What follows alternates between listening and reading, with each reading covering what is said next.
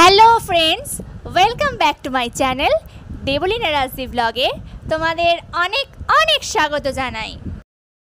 সবাই কেমন আছো? আশা করি সবাই খুব ভালোই আছো, আর আমিও খুব ভালো আছি। বন্ধুরা, তোমাদের সাথে আমি আবারও একবার চিকেনের একটা দুর্দান্ত রেসিপি শেয়ার করতে চলেছি আজকে। বন্ধুরা, আজকের চিকেনের রেসিপিটার নাম কি বলো তো? আজকের রেসিপিটির নাম হচ্ছে বাটার চিকেন। তাহলে বন্ধুরা চলো বাটার চিকেন কি করে বানাতে হয় সেটা আজকে চটপট করে তোমাদের সাথে শেয়ার করে ফেলি। এই বাটার চিকেন বানানোর জন্য প্রথমেই আমি চিকেন নিয়ে নিয়েছি।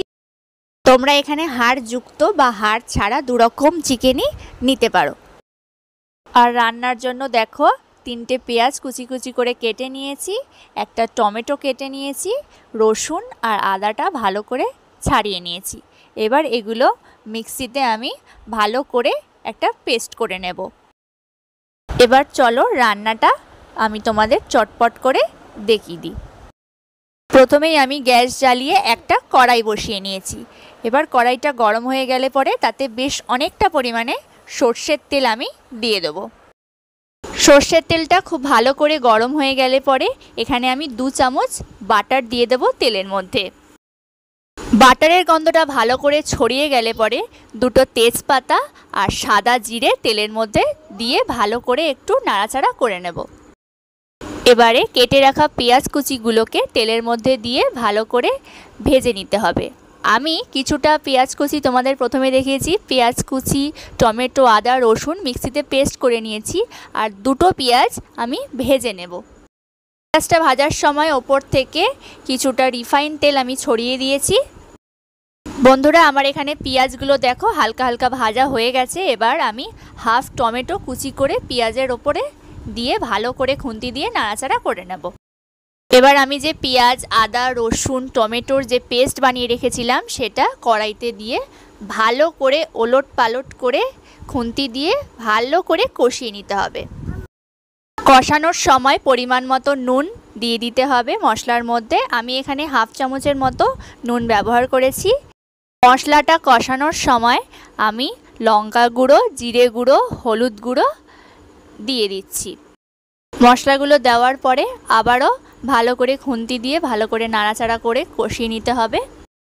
মশলাটা এমনভাবে কষাতে হবে যাতে মশলার গায়ের কাঁচা গন্ধটা পুরোপুরিভাবে গায়েব হয়ে যায়। দেখো বন্ধুরা, মশলাটা কষাতে কষাতে কি সুন্দর একটা কালার চলে এসেছে। এবার এর মধ্যে সামান্য একটু চিনি ছড়িয়ে দিতে হবে আর একটুখানি জল দিয়ে দিতে হবে। জলটা দেওয়ার পরে আবারও খুন্তি দিয়ে ভালো করে মশলাগুলোকে নাড়াচাড়া করে নিতে হবে। এবার দেখো মশলাগুলোর গা থেকে কি সুন্দর একটা তেল ছাড়ছে।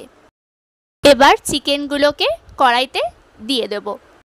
এবারে চিকেনগুলোকে ভালো করে খুন্তি দিয়ে নাড়াচাড়া করে নিতে হবে যাতে মশলাগুলো চিকেনের মধ্যে একেবারে ঢুকে যায়।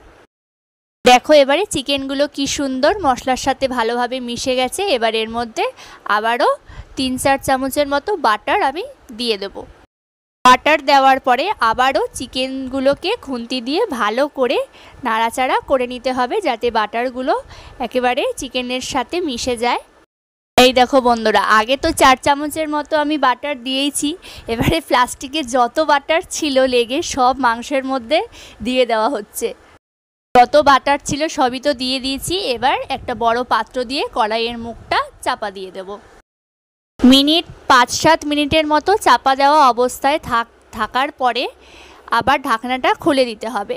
খুলে দেওয়ার পরে দেখো তোমরা কি সুন্দর একটা তেল বেরিয়ে গেছে, ভালো সুন্দর একটা তেল ছেড়েছে মাংসটা থেকে।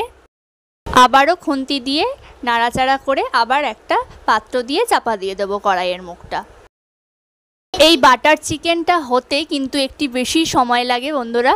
তোমরা একটু ধৈর্য নিয়ে হাতে সময় নিয়ে বেশ অনেকক্ষণ সময় ধরে মাংসটা কিন্তু কষাতে হবে।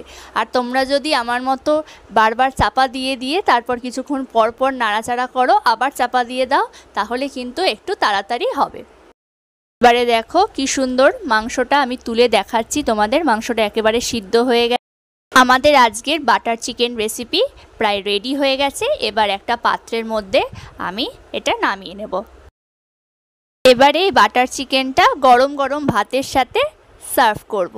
এটা কিন্তু বন্ধুরা তোমরা পোলাওয়ের সাথে বলো বা ভাতের সাথে বলো, রুটি, পরোটা, লুচি সব কিছুর সাথেই এটা দুর্দান্ত লাগবে খেতে। তাহলে বন্ধুরা তোমরাই বলো আজকের রেসিপিটা তোমাদের কেমন লাগলো।